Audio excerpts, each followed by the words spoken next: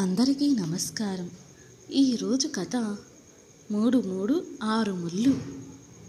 రచన శివనాగేశ్వరరావు నంబూరి గారు.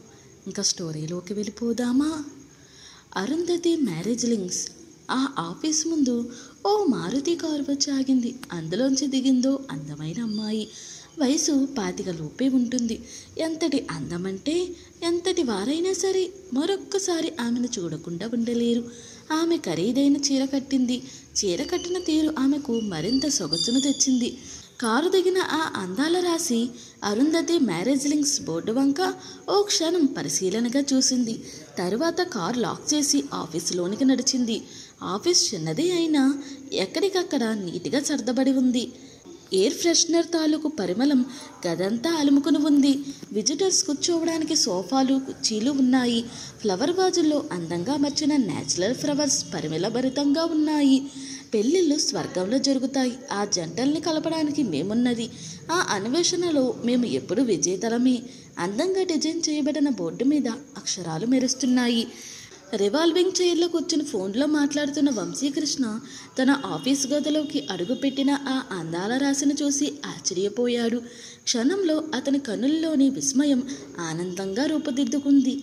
అతను ఫోన్లోని సంభాషణ ముగించి ఫోన్ క్రెడిల్ చేశాడు. ఆ యువతితో సంభాషణకు ఎలా ఉపక్రమించాలి అని క్షణం ఆలోచించి, గుడ్ మార్నింగ్ మేడం అన్నాడు. గుడ్ మార్నింగ్ అందా ఆ అమ్మాయి ముభావంగా. వంశీకృష్ణ సీట్లోంచి పైకి లేచి ప్లీజ్ బి సిటెడ్ అని ఆమె కూర్చోవడానికి కుర్చీ ఆఫర్ చేశాడు.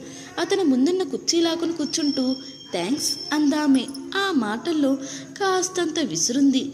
వంశీకృష్ణ తన సీట్లో కూర్చుని what can I do for you madam అన్నాడు వినయంగా. ఆ యువతి వంశీకృష్ణ టేబుల్ మీద ఉన్న పేపర్ వెయిట్ తన చేతిలోకి తీసుకుని గుండ్రంగా తిప్పుతూ ఓ మ్యాచ్ కుదర్చాలి అంది. ఎవరికి అని అడిగాడు వంశీకృష్ణ. అతని కనుల లోతుల్లోకి క్షణం చూసి నాకే అంది. ఆ మాట వినగానే అతని ముఖంలో రంగులు మారాయి. అతని భావ సంచలనం ఆమె సరిగానే అర్థం చేసుకుంది. క్షణంలో వంశీకృష్ణ తనను తాను సంభాళించుకుని మామూలు మనిషి అయిపోయాడు.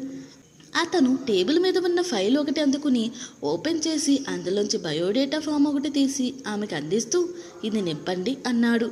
మీరే నింపండి, వివరాలు చెప్తాను అందామె. ఓకే అని వంశీకృష్ణ వివరాలు అడిగారు. మీ పేరు? రమ్య. తండ్రి పేరు? విశ్వనాథం. క్వాలిఫికేషన్? ఎంఏ. వయసు 25. హాబీలు? Swimming and dancing. రమ్య నొక్కి చెప్పింది. వివరాలు వ్రాసుకుంటున్న వంశీ తల ఎత్తి ఆమె వంక క్షణం చూసి మరలా తలదించుకున్నాడు. Brothers and sisters? ఎవరూ లేరు. ఇవ్వగలిగిన కట్నం 10 లక్షల పైన. వంశీకృష్ణ రమ్య చిరునామా, ఫోన్ నెంబర్ వ్రాసుకుని బయోడేటా ఆమెకు అందించి సంతకం చెయ్యమన్నాడు. రమ్య సంతకం చేసింది. అతను బయోడేటా ఫైల్ చేసుకుని మరొక కాగితం అందుకుని మీకు కాబోయే భర్త ఎలా ఉండాలనుకుంటున్నారో చెప్పండి అన్నాడు. ప్రేమించే మనసును గుర్తించగలిగిన వాడై ఉండాలి, అది చాలు. అతనికి మరే అర్హతలు అవసరం లేదు అంది రమ్య స్థిరంగా. మేడం, ఇక్కడికి చాలామంది సంబంధాల కోసం వస్తుంటారు. తమ అభిరుచులు, అర్హతలు చెప్తారు. తగిన సంబంధం చూడమంటారు. చూస్తాం. పెళ్ళిళ్ళు జరిగిపోతాయి. కొంతమంది దంపతులు కలిసిపోతుంటారు, మరికొందరు విడిపోతుంటారు. కారణం తెలుసా అని ప్రశ్నించాడు వంశీ. రమ్య అతని వంక నిరసనగా చూసి మీరే చెప్పండి అంది. కొంతమంది ఎదుటివారి తమ అభిరుచులను మన్నించాలనుకుంటారే గాని అవతలి వారి అభిరుచులు తాము కూడా మన్నించాలని గ్రహించరు. అలానే ఎదుటివారు తమ అర్హతను గుర్తించాలనుకుంటారే గాని ఎదుటివారి అర్హతలు గుర్తించాలన్న ఇంగితం ఉండదు. అటువంటప్పుడు మనస్పర్ధలు వస్తాయి, పరిస్థితులు విడాకుల వరకు వెళతాయి అన్నాడు వంశీకృష్ణ. సంబంధం కోసం వచ్చినప్పుడే విడాకుల గురించి హెచ్చరించడం మీ అరుంధతి మ్యారేజ్ లింక్స్ ప్రత్యేకత? హేళనగా అడిగింది రమ్య. హెచ్చరిక కాదు, హితవు. మేము సంబంధం కుదిర్చిన వారు జీవితాంతం సంతోషంగా కలిసిమెలిసి ఉండాలన్న ఆకాంక్ష అని వివరించి చెప్పాడు వంశీకృష్ణ. మీ ఎన్రోల్మెంట్ ఫీజు ఎట్సెట్రా ఎట్సెట్రా ఎంతో చెప్పనే లేదు అని అడిగింది రమ్య. సంబంధం కుదిర్చిన తరువాత ఒకేసారి ఇద్దరు గాని అన్నాడు వంశీకృష్ణ. రమ్య హ్యాండ్ బ్యాగ్లోంచి 500 రూపాయలు తీసి టేబుల్ మీద ఉన్న పేపర్ వెయిట్ కింద పెడుతూ, నాకు ఎటువంటి ప్రత్యేకతలు వద్దు, మీ ఫీజు మీరు తీసుకోండి అని కుర్చీలించి పైకి లేచింది. వంశీకృష్ణ ఆ మొత్తానికి రసీదు వ్రాసి రమ్యకు అందించాడు. రమ్య రసీదు హ్యాండ్ బ్యాగ్లో భద్రంగా దాచి, మంచి మ్యాచ్ దొరకగానే నాకు రింగ్ చేయండి, మా డాడీ వస్తారు, లేకుంటే మీరు మా ఇంటికి వచ్చినా నో ప్రాబ్లం అని 4 అడుగులు ముందుకు వేసి హఠాత్తుగా వంశీకృష్ణ వైపు తిరిగింది. తదేకంగా ఆమె వంక చూస్తున్న వంశీకృష్ణ ఒక్కసారిగా ఆమె తన వైపు తిరిగేసరికి తడబాటుగా తల తిప్పుకున్నాడు. అది గమనించిన రమ్య గర్వంగా నవ్వుకుని అతని దగ్గరకు వచ్చి, అన్నట్లు మీకు మరో ముఖ్య సమాచారం చెప్పడం మర్చిపోయాను. నాకు ఆల్రెడీ పెళ్ళయింది, విడాకులు తీసుకోవడం కూడా అయింది. అవసరం అనుకుంటే బయోడేటాలో ఈ వివరము వ్రాసుకోండి. నా మాజీ భర్త పేరు కూడా అవసరమా ఏమో. అతని పేరు మిస్టర్ వంశీకృష్ణ అని చెప్పి వచ్చిన పని అయినట్లుగా సంతృప్తిగా ముందుకు నడిచింది. వంశీకృష్ణ మనసులోని అలజడిని అణుచుకోవడానికి ప్రయత్నిస్తూ కూర్చున్న సీట్లో వెనక్కు వాలాడు. అమ్మా, ఈరోజు రమ్య మా ఆఫీస్కి వచ్చింది, అన్నంలో చారు కలుపుకుంటూ చెప్పాడు వంశీకృష్ణ.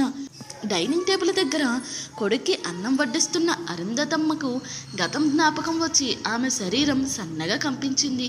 కొడుకు చెప్పేది వినడానికి సిద్ధమై మౌనంగా ఉండిపోయింది.